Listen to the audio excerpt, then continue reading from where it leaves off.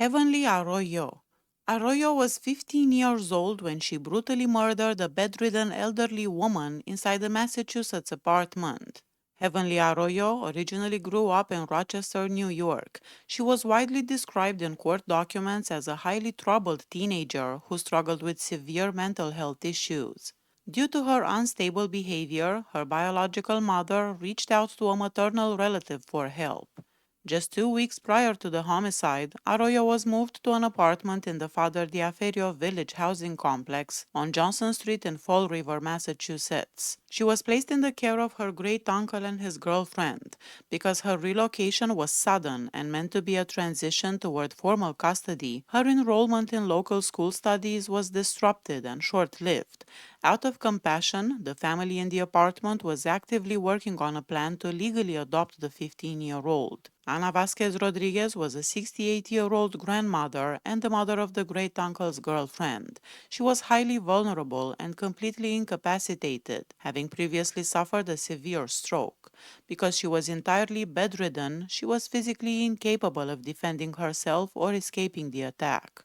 The murder occurred on the afternoon of October 6, 2019. On the day of the crime, Arroyo's great uncle and his girlfriend had planned to drive Arroyo back to New York to visit another relative and collect legal documents needed for her formal adoption paperwork. However, the trip was abruptly delayed because their car broke down. As the day progressed, Arroyo became exceptionally agitated, impatient, and volatile over the delay.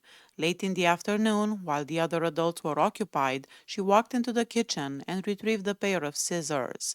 She walked upstairs to Ana Vasquez Rodriguez's bedroom and launched a frenzied assault, stabbing the defenseless 68-year-old roughly 70 times. After the killing, surveillance footage captured Arroyo attempting to hide her bloody clothing and the scissors in a nearby neighborhood dumpster. When police detained her at the station, she openly admitted to a detective, "I killed the old lady and I'm sorry."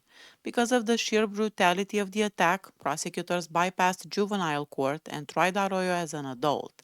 Her defense attorney, John Geary, argued that she was a severely emotionally disturbed child who did not fully grasp the gravity of the legal process. On January 17, 2023, rather than facing a full trial, 18-year-old Arroyo appeared in Fall River Superior Court and pleaded guilty to second-degree murder. A judge sentenced Arroyo to life in prison. Under Massachusetts sentencing guidelines for juveniles tried as adults, her life term carries the possibility of parole after 19 years of time served. Because she received credit for the more than 3 years she spent held without bail while awaiting the resolution of her trial, her first formal opportunity to appear before a state parole board to petition for release will be around 2038, when she will be 34 years old.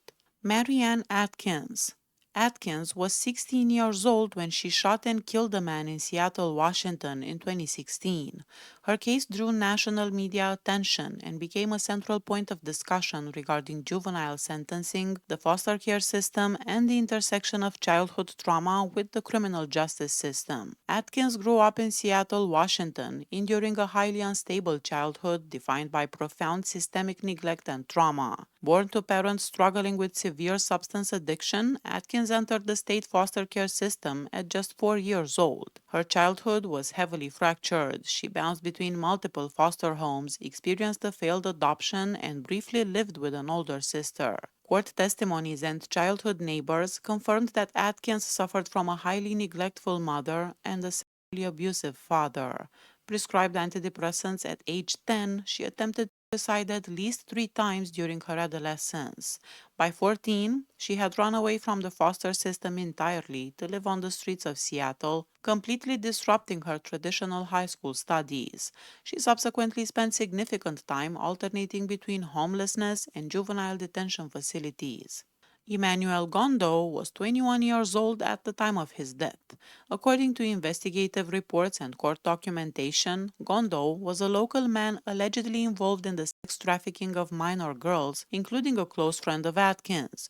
Child advocacy experts later noted that Gondo was likely positioning himself to traffic Atkins as well. The shooting occurred on February 24, 2016, in the Seattle area. The circumstances of the shooting involved two starkly different narratives.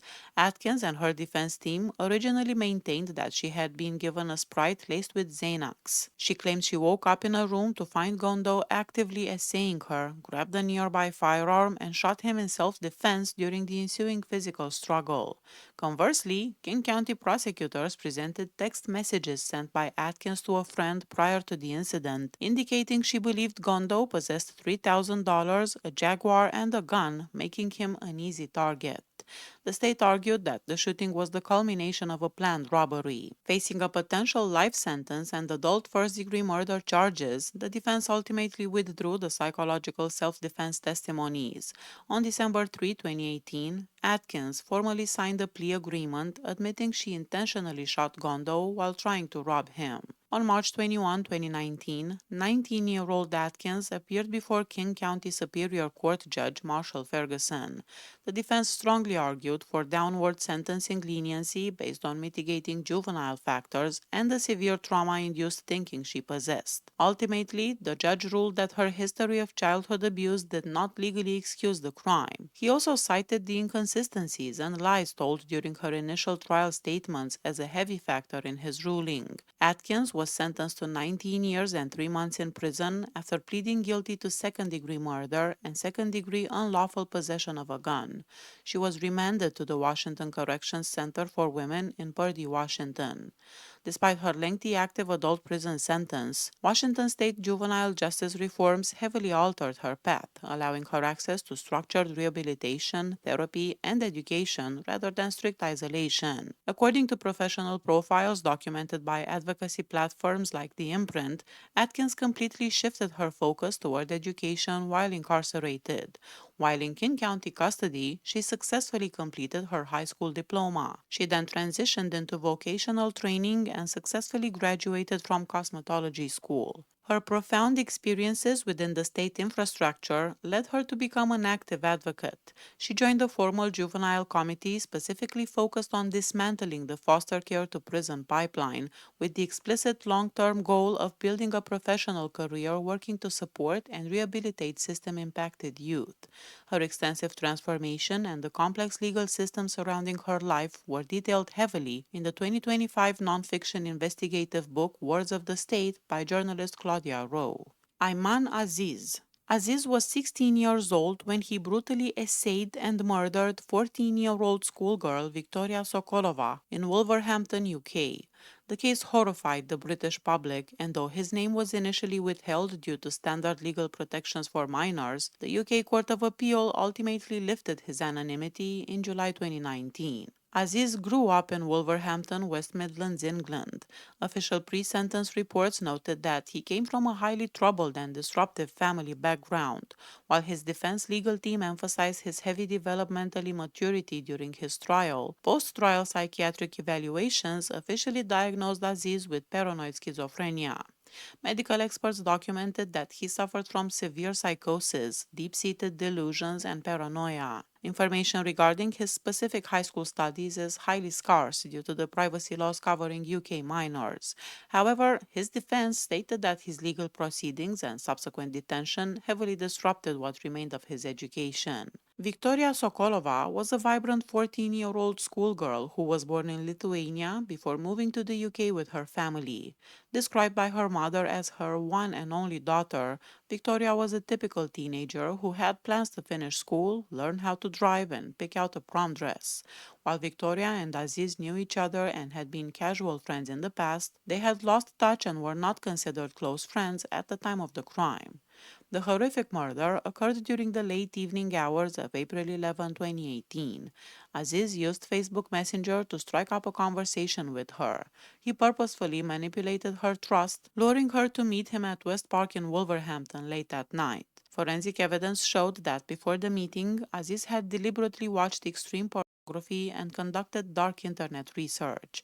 Once inside the park pavilion, he launched a feral, truly shocking assault. Detectives established that Aziz subjected Victoria to a ferocious 2-hour assault, striking her head at least 21 times, likely using a hammer, which he later disposed of and was never recovered. The bludgeoning inflicted a fractured skull, fatal brain injuries, and shattered spine. While she was incapacitated or dying, he subjected her to a brutal essay. After the killing, Aziz dragged her limp body roughly 150 yards across the dark part and left her on a public bench. Her body was discovered early the following morning by a local dog walker. Street surveillance cameras captured Aziz attempting to systematically destroy evidence. He deleted his Facebook messages, threw Victoria's cell phone into a nearby lake, and hid his heavily blood soaked clothing. He aggressively maintained his innocence throughout the 3-week trial, claiming they had a consensual encounter and that he left her alive. He showed absolutely no remorse, refused to give evidence in his own defense, and simply nodded when the guilty verdict was read. On February 22, 2019, Justice Jeremy Baker sentenced the 17-year-old. He received a mandatory life sentence, legally designated as detention at Her Majesty's pleasure, with a strict minimum term of 19 years behind bars. He also received a concurrent 10-year term for the SA charges. His legal team immediately appealed the minimum term and fought to keep his identity secret. In July 2019, the Lord Chief Justice rejected all appeals, ruling that the sheer gravity of the public interest necessitated revealing his name. A subsequent serious case review concluded that there were absolutely no prior warning signs to indicate Aziz was a threat, meaning Victoria's death could not have been predicted or prevented by local youth services. Following the rejection of his legal appeals, Ayman Aziz was processed directly into a secure youth offender institution, and later he transitioned into the adult high-security prison system in the UK. During his appellate hearings, his defense counsel disclosed that Aziz's life behind bars has been exceptionally chaotic. Because the details of his violent crime against a child became widely known among the inmate population, Aziz was subjected to ongoing bullying, targeted intimidation, and physical threats from other detainees. As a direct result of these safety concerns, Aziz completely withdrew from all institutional educational classes and rehabilitative programs, spending significant time isolated for his own protection. Because he must serve a flat 19 years before he can even request a parole hearing, he remains heavily incarcerated and will not be eligible to apply for release until at least 2037. Please hit that subscribe button if you like my channel. See you next time. Bye bye.